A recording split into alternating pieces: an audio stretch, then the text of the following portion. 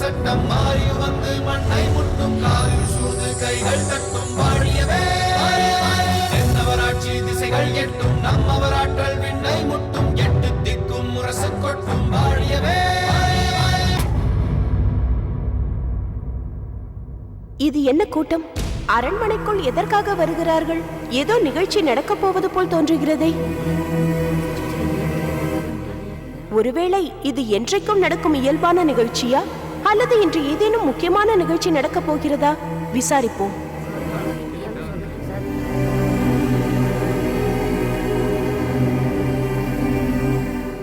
ஐயா, தாங்கள் எங்கிருந்து வருகிறீர்கள்? அரண்மனையில் இன்று ஏதாவது விசேஷமா? ஆமாம், சொல்லுங்கள் அம்மா. தாங்கள்? வெளியூரிலிருந்து வருகிறேன். இங்கு மக்கள் திரள் திரளாக செல்வதை பார்த்தால் இன்று ஏதோ முக்கியமான நிகழ்ச்சி அரண்மனையில் நடக்கப் போவது போல் தெரிகிறதே. சரியாக புரிந்து கொண்டீர்கள். சோழ நாட்டின் வரலாற்றிலேயே பொன்னெழுத்துக்களால் பொறிக்கத்தக்க அற்புதமான நிகழ்ச்சி அரண்மனையில் நடக்க இருக்கிறது. ஓ, அப்படியா? அது என்ன நிகழ்ச்சி என்பதை நான் அறியலாமா? நிச்சயமாக அம்மா, அனைவருமே அறிந்து மகிழத்தக்க செய்திதான். புலவர் உருத்திரங்கண்ணனாரை பற்றி அறிவீர்களா? காரிக்கண்ணனார் என்ற பெயரைத்தான் கேட்டிருக்கிறேன். அவர்தானே சோழ மன்னரின் அவை புலவர்? ஆஹா, சரியாக சொல்கிறீர்கள். ஆனால் நான் சொல்வது அவரை பற்றி அல்ல. இவர் பெயர் கடியலூர் உருத்திரங்கண்ணனார் என்பதாகும். விழாவின் நாயகனே அவர்தான். கடியலூர் உருத்திரங்கண்ணனார் தாம் சோழ நாட்டின் மாமன்னர் கரிகால பெருவளத்தார் மீது பாடிய பட்டினப்பாலை என்ற நூலை இன்று கொலுமண்டபத்தில் மாமன்னருக்கு முன்னால் அரங்கேற்றம் செய்ய போகிறார். அழைப்பிதழ் பெற்றவர்கள் மட்டுமே அங்கு செல்ல முடியும். அதற்கே அவை போதாது. அப்படியானால் நீங்களும் அங்குதான் போகிறீர்கள் என்று சொல்லுங்கள். ஆமாம், சோழ நாட்டின் பிரதானிகளில் நானும் ஒருவன்.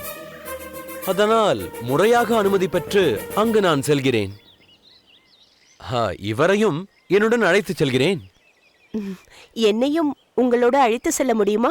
நீங்கள் யார்? எந்த ஊர்? எதற்காக இங்கு வந்தீர்கள்? எதுவுமே தெரியாமல் மாமன்னர் இருக்கும் அரண்மனைக்குள் அழைத்துச் செல்ல முடியாதே. உங்களை பற்றி சொல்லுங்கள். நீங்கள் எங்கிருந்து வருகிறீர்கள்? நான் இங்குதான் பூம்புகார் பக்கத்தில் உள்ள சிறிய கிராமத்திலிருந்து வருகிறேன். பக்கத்து கிராமத்தில் இருந்தா? உங்களை பார்த்தால் அப்படி தெரியவில்லையே. எதற்கு வந்தீர்கள்? நானும் புலவரின் நூல் அரங்கேற்றத்தில் கலந்து கொள்ளத்தான். என்ன? அதை பற்றி உங்களிடம் சொன்னதே நாங்கள்தான். எங்களிடமே அதற்காகத்தான் வந்திருக்கிறேன் என்கிறீர்களே.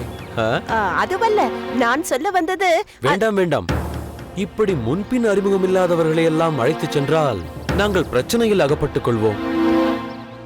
எங்களை மன்னித்து விடுங்கள். வாருங்கள், போகலாம். நான் இங்கு வந்த இந்த நாள் எனது நோக்கத்தை நிறைவேற்றிக் கொள்ள பொருத்தமான நாளாக இருக்கிறதே. கரிகாலன் புகழ்பாடும் பாடல் அரங்கேறும் போதே அவன் உயிர் அரங்கத்தை விட்டு சென்று விட வேண்டும். அதற்கு வாய்ப்பாக அவன் இன்று கொலு மண்டபத்தில் வந்து அமரப்போகிறான். இந்த அரிய சந்தர்ப்பத்தை எப்படியாவது பயன்படுத்திக் கொள்ள வேண்டும். புலவர் வரும்போது அவரை சார்ந்தவர்கள் கூட்டமாக வருவார்களே, அவர்களோடு இணைந்து விட்டால் யாரும் கவனிக்க மாட்டார்கள்.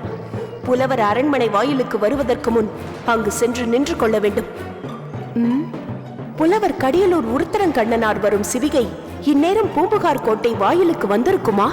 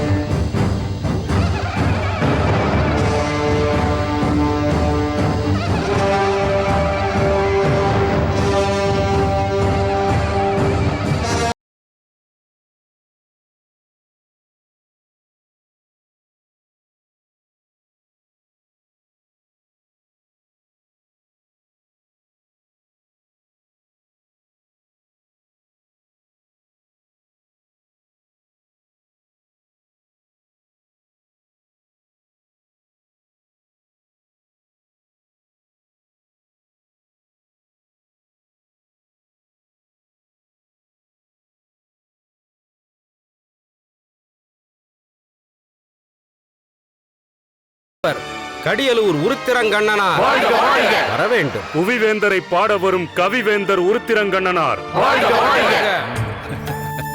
வாருங்கள் புலவர் பெருமானே, வாருங்கள்.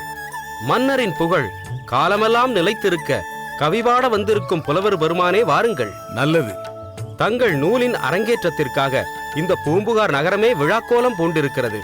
தங்களை தக்க முறையில் வரவேற்க வேண்டும் என்று ஆணையிட்டிருக்கிறார் எங்கள் மாமன்னர். அமைச்சர் பெருமானே, தாங்களே இந்த எளிய புலவனை வரவேற்க கோட்டை வாசலுக்கு வந்திருக்கிறீர்கள் என்றால் இதற்கு மேல் எனக்கு வேறென்ன கௌரவம் வேண்டும்?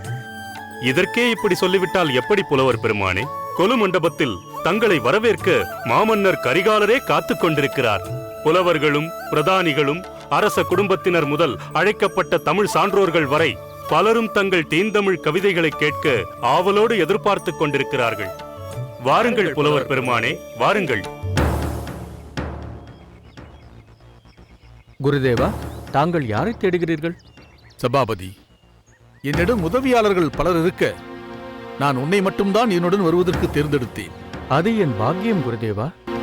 அதற்கு காரணம், நான் இந்த நூலை ஏற்ற ஆரம்பித்தது முதல் நிறைவு செய்யும் வரை உடனிருந்து பிரதி செய்த நீ அதிலுள்ள ஒவ்வொரு வரியையும் மனப்பாடம் செய்து விட்டாய். அவையில் ஏதேனும் ஒரு இடத்தில் நான் சற்று யோசித்தாலும் ஏட்டை பார்க்காமலேயே பாட்டை சொல்லும் அளவிற்கு அதில் ஆழ்ந்து விட்டாய். இவையெல்லாம் உங்கள் பாடலின் மகத்துவம்தான் குருதேவா. அதை பாட பாட நான் என்னையே மறந்து விடுகிறேன். அது சரி, இதற்கும் தாங்கள் யாரையோ தேடுவதற்கும் என்ன சம்பந்தம் இருக்கிறது? இருக்கிறது.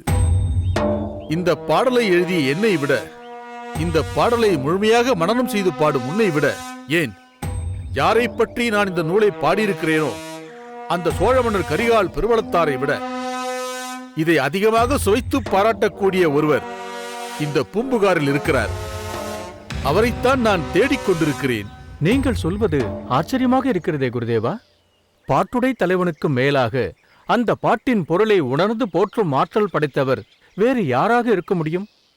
ஒரு புலவனின் பெருமையை மற்றொரு புலவன்தானே உணர முடியும். இதற்கு முன்பு நான் பூம்புகாருக்கு வந்திருந்த போது புலவர் காரிக்கண்ணனாருடன் நெருங்கி பழகும் வாய்ப்பு எனக்கு கிட்டியது. அவ்வேளையில் தமிழின் இனிமையையும் புலவர்களின் சொல் வலிமையையும் அவர் எந்த அளவிற்கு ரசித்து அகமகிழ்வார் என்பதை நான் நன்கு உணர்ந்து கொண்டேன். அப்படிப்பட்ட அவரை பிரிந்து மீண்டும் கடியலூருக்கு நான் செல்லும் வேளை வந்தபோது எனக்கு ஏற்பட்ட வேதனையை சொல்லி மாளாது. எதை சொல்கிறீர்கள் என்று புரியவில்லை குருதேவா. உவப்பத் தலைகூடி உள்ள பிறதல் அனைத்தே புலவர் தொழில். இதன் பொருள், உள்ளம் மகிழ கூடிப் பழகி பிரிய நேரும்போது இனி இவரை எப்போது காண்போம் என்று வருந்தி நினைவு கூறும்படி அமைவதே புலவர் சிறப்பு. சரியாகச் சொன்னாய். அப்படிப்பட்ட ஒருவர்தான் சோழ மாமன்னரின் அவைப்புலவராக விளங்கும் காரிக்கண்ணனார். காவிரி பூம்பட்டினத்தை மையமாக கொண்டு நான் ஒரு பாடல் இயற்ற தொடங்கியிருக்கிறேன். அதில் கரிகால் வளவரின் புகழை பாடிக்கொண்டிருக்கிறேன் என்று சொன்னபோது நெஞ்சம் நெகிழ வாழ்த்து சொல்லி மாமன்னரின் தனிப்பெரும் சிறப்புகளை எல்லாம் எடுத்துரைத்து வழிகாட்டியவர்தான் புலவர் காரிக்கண்ணனார். அவரிடம் இந்த பாடலை பற்றி பேசி கருத்துக்களை பரிமாறிக்கொண்ட அந்த நாளை என்னால் மறக்கவே முடியாது. நாங்கள் அன்று சந்தித்ததும் இந்த அரண்மனையில்தான், அவருக்கென அளிக்கப்பட்டிருந்த மண்டபத்தில்தான். உண்மையை சொல்ல வேண்டுமென்றால் அன்றுதான் இந்த பாடலுக்கு பெயர் சூட்டு விழா.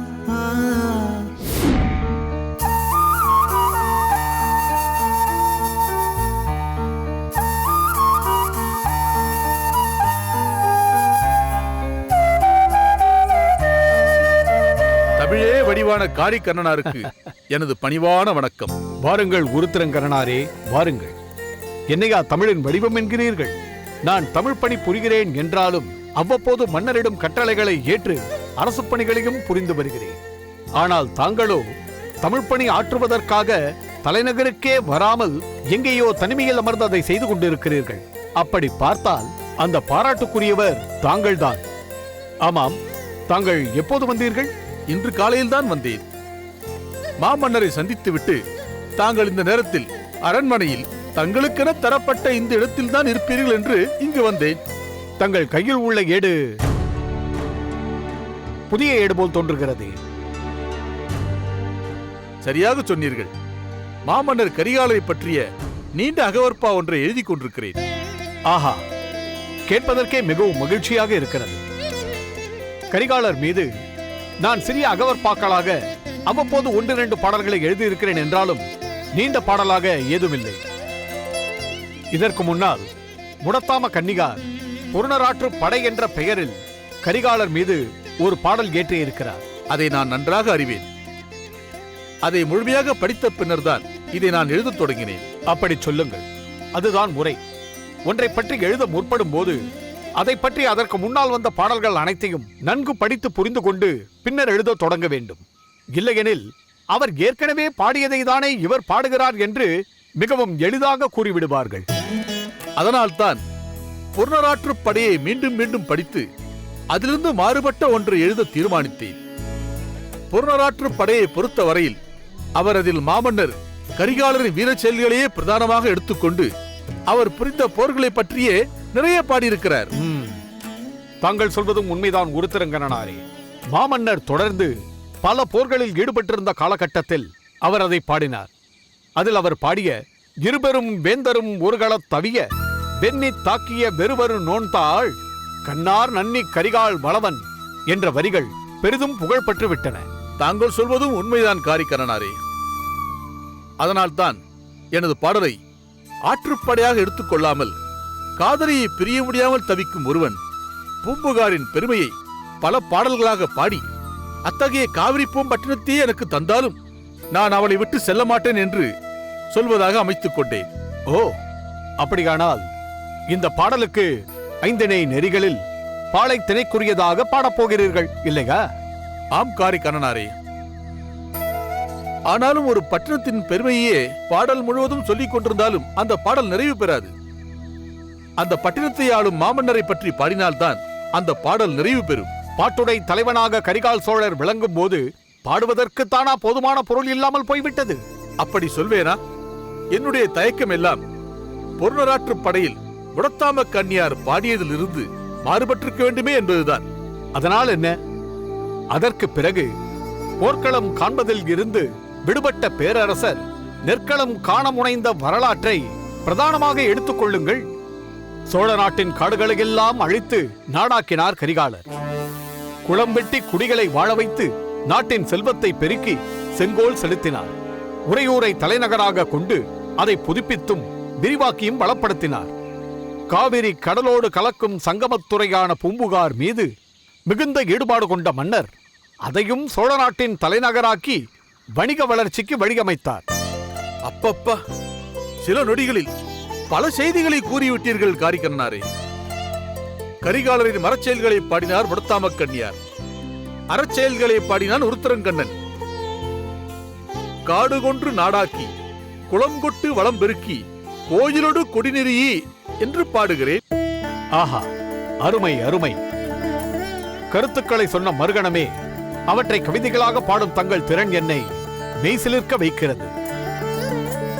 பூம்புகாரின் பெருமையை பாடப்போவதாக சொன்னீர்களே, அதில் எதையெல்லாம் பாடுபொருளாக கொள்வீர்கள்? கடலும் கடல் சார்ந்த பகுதியும் நெய்தல் நிலம் அல்லவா? அதனால் கடற்கரையில் அமைந்த இந்த இடத்தை பற்றி பாடப்போவதால் இங்குள்ள பரதவர் பற்றி விரிவாக சொல்லப் போகிறேன். பரதவர்கள் சுறாமீனின் கொம்பை மணலில் நட்டு வழிபட்டனர். நிறைமதி நாளில் கடலுக்கு மீன்பிடிக்க செல்லாமல் பல வகை விளையாட்டுகளில் ஈடுபட்டனர். சில குறிப்பிட்ட நாட்களில் தீவினை நீங்கும் பொருட்டு கடலில் நீராடினார் என்பதையெல்லாம் நான் பாடப்போகிறேன். பூம்புகார் வணிகர்களின் பண்பை பற்றி பாடுவீர்கள் அல்லவா? அதை பாடாமல் விடலாமா? பூம்புகார் பட்டினத்தின் வணிகர்கள் தம் பொருள்களையும் பிறர் பொருள்களையும் சமமாக நினைப்பவர்கள்.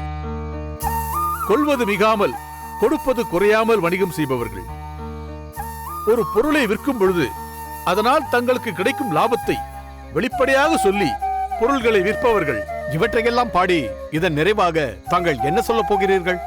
இவ்வளவு சிறப்பு வாய்ந்த பூம்புகாரையே எனக்கு தந்தாலும் நான் என் காதலை விட்டு பிரிய மாட்டேன். ஏனென்றால் அவளை விட்டு நான் பிரிந்து செல்ல போகும் காடு கரிகாலன் வேலை விட கடுமையானது. அவளை அவன் தழுவியுள்ள தோள்களோ கரிகாலனின் செங்கோலை போல குளுமையானது என பாடப்போகிறேன். இந்த பாடலுக்கு பெயர் சூட்டி விட்டீர்களா? இன்னும் இல்லை. தாங்கள் தவறாக நினைக்கவில்லை என்றால் நான் ஒன்று சொல்லட்டுமா? அதைவிட எனக்கு வேற என்ன பெருமை வேண்டும்? தாராளமாக சொல்லுங்கள். இது காவேரி பூம்பட்டினத்தை பற்றி பாடப்படுவது. பாலைநில ஒழுக்கத்தை அடிப்படையாக கொண்டது.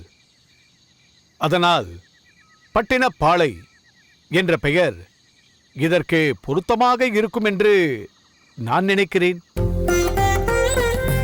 எவ்வாறு தமிழின் சிறப்பை அழிக்க முடியாதோ அதுபோன்று இதை மிகச்சிறந்த படைப்பாக உருவாக்குவீர்கள் என்ற நம்பிக்கை எனக்கு இருக்கிறது.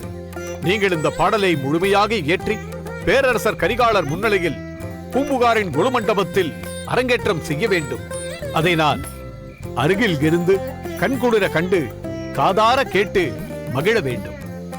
ஆஹா, காரிக்கண்ணனாரே, ஒரு புலவர் மற்றொரு புலவரின் படைப்பு சிறப்பாக உருவாகி அரங்கேற வேண்டும் என்று நினைப்பது அரிதான நிகழ்வாகும். தாங்கள் பாரபட்சமற்ற சமநோக்கு கொண்ட அபூர்வ பிறவி என நிரூபித்து விட்டீர்கள். விரைவில் தங்கள் விருப்பப்படியே பூம்புகாரில் இப்பாடலை நான் அரங்கேற்றுவேன். அன்று இந்த பாடலுக்கு காரிக்கண்ணனார் தான் பட்டினப்பாலை என்று பெயர் சூட்டினார். அவர் அந்த பெயரை சொன்ன உடனே எனக்கும் பரவசமாகிவிட்டது. அன்போடு அவரை தழுவிக்கொண்டு விடை பெற்றேன். அன்று அங்கங்கு சில வரிகள் என்ற நிலையில் எனது பாடலை கேட்டே மகிழ்ந்து போனவர் இன்று 301 அடிகளை பெற்றதால் முழுமை பெற்று உருவாகி வந்திருப்பதை கண்டால் எவ்வளவு மகிழ்ச்சி அடைவார். குருதேவா, தாங்கள் சொல்வதை கேட்க கேட்க இப்படி ஒரு புலவரா என்று எனக்கே வியப்பாக இருக்கிறது. அவர் எனக்காக அரண்மனையில் காத்திருப்பார்.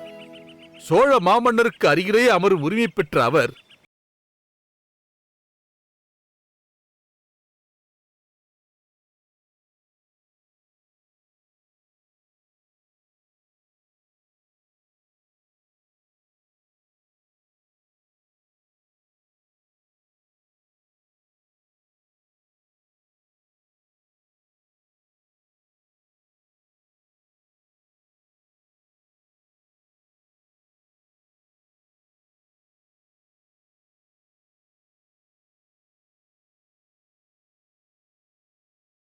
நாமும் இந்த கூட்டத்தோடு கூட்டமாக சேர்ந்து கொலு மண்டபத்திற்குள் நுழைய வேண்டியதுதான்.